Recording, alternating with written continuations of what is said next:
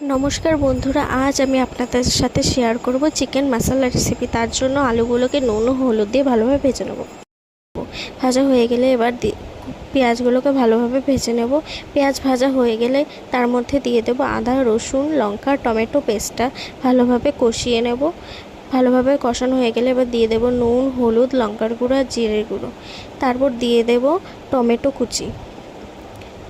কুচি দিয়ে কিছুক্ষণ ঢেকে রাখার পর দেখুন মশলা দিয়ে তেল ছেড়ে দিয়েছে। এবার দিয়ে দেব ধুয়ে রাখা চিকেনগুলো দিয়ে ভালোভাবে কষানোর পর দেখুন চিকেন দিয়ে কত জল ছেড়েছে। এবার তার মধ্যে দিয়ে দেব ভেজে রাখা আলুগুলো দিয়ে ভালোভাবে কষিয়ে কিছুক্ষণ ঢেকে রাখার পর দিয়ে দেব চিকেন মশলা আর জল।